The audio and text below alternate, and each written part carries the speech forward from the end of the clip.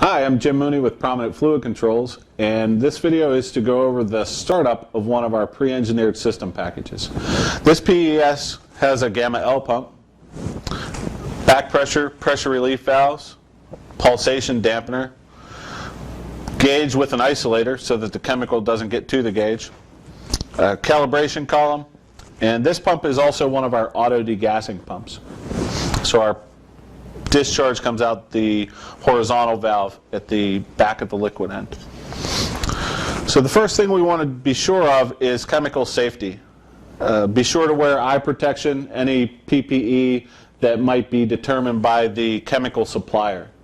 Be sure to check with them before we start the pump. Remember, we're going to be putting the chemical under pressure, so safety is first.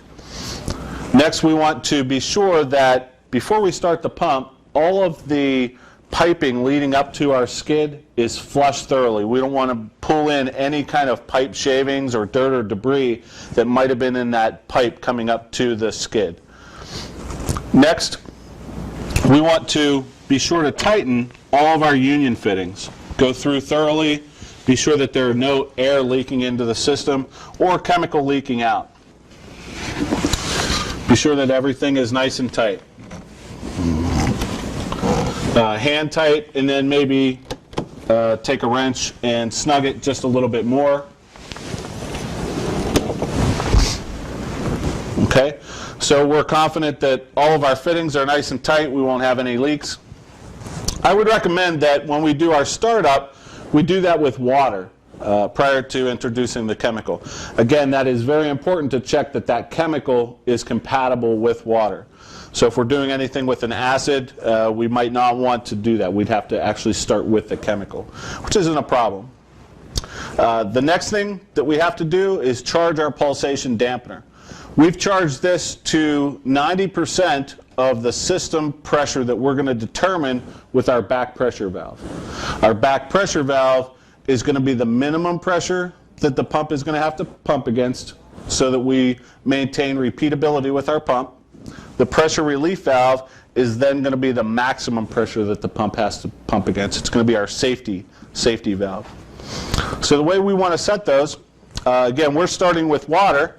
We're going to start the pump at 100% stroke length and our maximum speed of our pump to prime. Hit our start-stop button. We've already primed this pump, so we're ready to go. The next step that we're going to do is determine what those pressures are going to be. To do that, we're going to need to know what our system pressures are. Know what the line pressure is that you're pumping into, and know what the maximum pressure that the pump is capable of. This pump is capable of 145 psi on this particular model. So we've determined that we're going to set our back pressure valve to 50 psi. Our pressure relief valve is then going to be set to 60 psi. This pump is plenty capable of all those pressures. So we want to set our pressure relief, our safety valve first. But to do that, we actually want to tighten in the back pressure valve. Just bottom it out. You don't want to turn it so far that you're going to damage it, but just turn it till it stops or gives you some resistance. 50 psi or 60 psi on our pressure relief valve isn't having to turn that in very far at all. So now we're going to adjust our pressure relief valve until our gauge starts reading our pressure, and our target is 60 psi. So depending on the volume output of the pump, it may take some time to start building pressure in that gauge with our pressure relief setting. So ours is starting to come up. I'm going to adjust it a little further. It's coming up towards 60.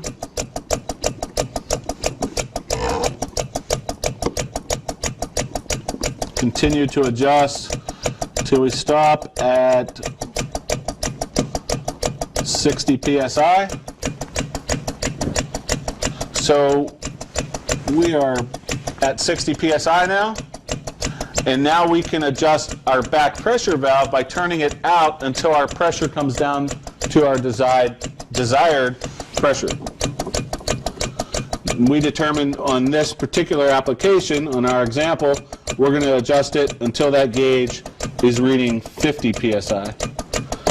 So as we turn counterclockwise, turning the gauge out, that pressure starts to come down, and we want to adjust it until it's right at 50 psi. So now our operating pressure, our minimum pressure is 50 psi, our maximum pressure is set to 60 psi, and we've determined that that's going to be very good for repeatability. It's going to stop siphoning of the pump, and we're all set.